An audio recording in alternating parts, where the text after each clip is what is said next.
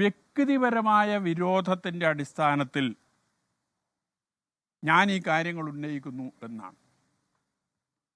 വ്യക്തിപരമായ വിരോധത്തിന് അടിസ്ഥാനം എന്താ? അങ്ങനെയൊന്നും ഉണ്ടായിട്ടുണ്ടോ? എന്നെ സംബന്ധിച്ചിടത്തോളം ഉണ്ടായിട്ടില്ല. ഇന്നലെ ചാനൽ ചർച്ചയിൽ ഒരു സുഹൃത്ത് വ്യക്തിപരമായി എന്നെ ആക്ഷേപിക്കുന്ന രീതിയിലുള്ള പരാമർശങ്ങളൊക്കെ നടത്തി. അതിനെല്ലാം മറുപടി ഞാൻ അവിടെ പറഞ്ഞതാണ്. അതുമായി ബന്ധപ്പെട്ടുകൊണ്ടാണ് ഒരു കാര്യം വിരോധമായി ആ ചാനൽ ചർച്ചയിൽ ചൂണ്ടിക്കാണിച്ചത്. രാകേഷ് ഇന്ന കാരണം എന്നൊന്നും പറഞ്ഞിട്ടില്ല. ഇനി സഖാക്കൾ തമ്മിൽ വ്യക്തിവിരോധമുണ്ടെങ്കിൽ അത് കമ്മിറ്റിയിൽ ഉന്നയിച്ച് ചർച്ച ചെയ്ത് പരിഹരിക്കല്ലാതെ വേറെന്താ മാർഗം? ഏതെങ്കിലും സന്ദർഭത്തിൽ കമ്മിറ്റിയിൽ ഉന്നയിച്ച് ഞാനും ടി.ഐ. മധുസൂദനും തമ്മിൽ ചില പ്രശ്നങ്ങൾ നിലനിൽക്കുന്നുണ്ട്, വ്യക്തിപരമായ വിരോധത്തിലേക്ക് അത് വളർന്നു വന്നിട്ടുണ്ട്, അതുകൊണ്ട് ചർച്ച ചെയ്ത് പരിഹരിക്കണം എന്ന നിലയിൽ ആരെങ്കിലും ഏരിയ കമ്മിറ്റിയിൽ ആ വിഷയം ഉന്നയിച്ച് ചർച്ച ചെയ്തോ? ഇന്നേ വരെ ചർച്ച ചെയ്തിട്ടില്ല.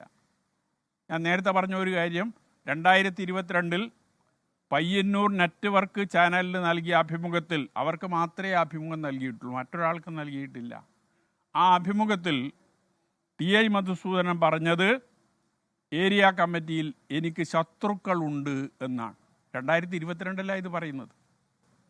ഇന്നേ വരെ ഏരിയ കമ്മിറ്റിയിൽ സെക്രട്ടേറിയറ്റ് മെമ്പറാണ് ടി.ഐ. മധുസൂദനൻ.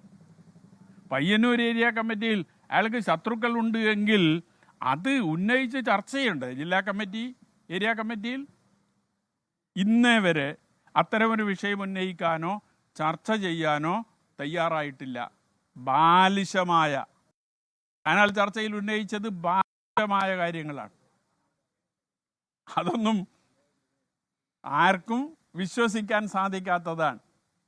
വിരോധമുണ്ടെങ്കിൽ അത് തുറന്ന് ചർച്ച മാത്രമേ കമ്മ്യൂണിസ്റ്റ് പാർട്ടിയെ സംബന്ധിച്ചിടത്തോളം സാധിക്കൂ, അതാണ് ചെയ്യേണ്ടത്. പക്ഷെ അങ്ങനെ ഒരു നിലപാടും അതുമായി ബന്ധപ്പെട്ടുകൊണ്ട് ഉണ്ടായിട്ടില്ല എന്നതാണ് അതേക്കുറിച്ച് സൂചിപ്പിക്കാനുള്ളത്. മറ്റെല്ലാ കാര്യം ഞാൻ ഓർക്കുന്നില്ല. നിങ്ങൾക്ക് എന്തെങ്കിലും ചോദിക്കാനുണ്ടെങ്കിൽ ചോദിക്കാം. റെസീപ്റ്റ് നഷ്ടപ്പെട്ടത് മാത്രമാണ് ഒരു പ്രശ്നമായി സെക്രട്ടറി പല തവണ പറഞ്ഞത്.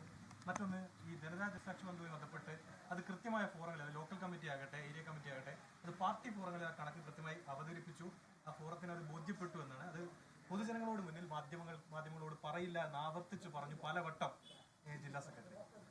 ഈ റെസീറ്റ് നഷ്ടപ്പെട്ടു എന്ന് ഇപ്പോൾ സമ്മതിക്കാൻ തയ്യാറായിട്ടുണ്ടല്ലോ.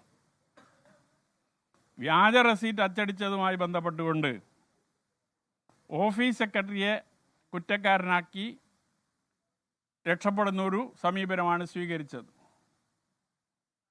1ഉം 2ഉം ഒറിജിനൽ റെസീറ്റ് ബുക്ക് ഫണ്ട് പിരിക്കാൻ ഉപയോഗിച്ചത് ടി.ഐ. മധുസൂദനാണ്.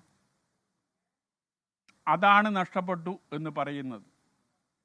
അത് ഓഫീസ് സെക്രട്ടറിയുടെ കയ്യിൽ നിന്നാണോ ടി.ഐ. മധുസൂദന്റെ കയ്യിൽ നിന്നാണോ നഷ്ടപ്പെട്ടത് എന്ന് ഇതുവരെ പറഞ്ഞിട്ടില്ല.